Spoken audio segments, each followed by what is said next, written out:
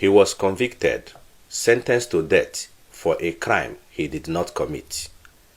This is the true story of Ali Kololo, a Kenyan man that spent over a decade behind bars, condemned to death for a crime he never committed.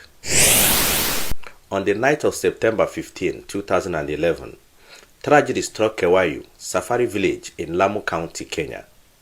British tourist David Tebot and his wife Judith Tebot were relaxing in a quiet beachfront resort in Mombasa, Kenya, and suddenly armed attackers stormed their villa.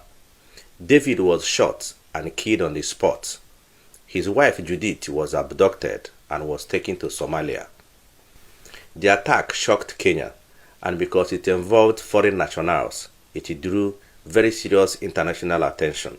In the rush to arrest the people behind the crime, the police arrested Ali Kololo, a local Kenyan man from Lamu County in Mombasa, Kenya.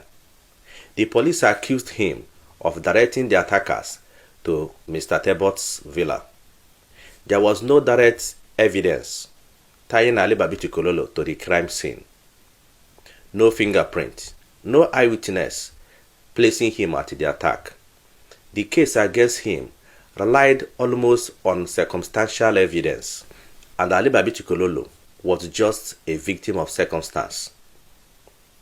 He pleaded that he was innocent. He begged the police, but no one listened to him. April 2012, Ali Kololo was charged to court at Lamu Magistrate Court in Mombasa, Kenya, for trial. A trial that was riddled with injustice. In almost all the proceedings, Kololo had no lawyer.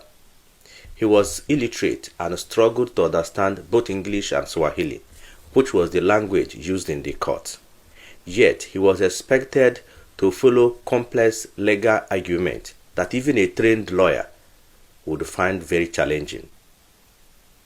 A key part of the prosecution case came from a Metropolitan Police officer from the UK, whose testimony was later revealed was based on hearsay and incomplete forensic information. Ali Kololo was forced to interrogate 20 prosecution witnesses by himself without legal guidance or protection. Despite the weaknesses and the legal flaws in the case, on 29 July 2013, Ali Kololo was found guilty of robbery and violence connected to the murder and kidnapping. He was sentenced to death. His death sentence came as a shock to many, considering that Kenya had not carried out execution since 1987, which means that his sentence condemned him to spend the rest of his life in Kenyan prison. After his conviction, he was sent to Shimo Latewa Security Maximum Prison in Mombasa, Kenya. For over a decade, Ali Kololo lived constantly under the shadow of death sentence. Every day was filled with uncertainty, and every night carried the same fear that tomorrow may not come. An experience Kololo himself described as torture.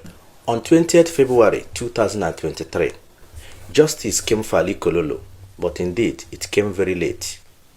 The Kenya High Court granted Ali Kololo bail pending appeal. The court ruled that critical evidence used against him was unsafe and based on hearsay. And just after 2 months, on 27th April 2023, the same High Court quashed Ali Kololo's conviction and declared that the case against him was not supported by reliable evidence. Today, Ali Kololo walked freely, not because the crime never happened, but because he was not the one who committed the crime. Ali Kololo spent over 10 years of his life in Kenyan prison for a crime he never committed. He lost precious moments with his children. He lost the days of his youth. He lost a moment in his life that can never be recovered. Yes, his freedom came, but indeed very late.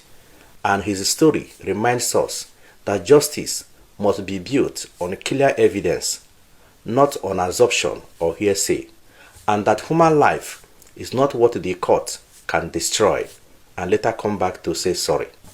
This is not just a Kenyan story. This is a human story.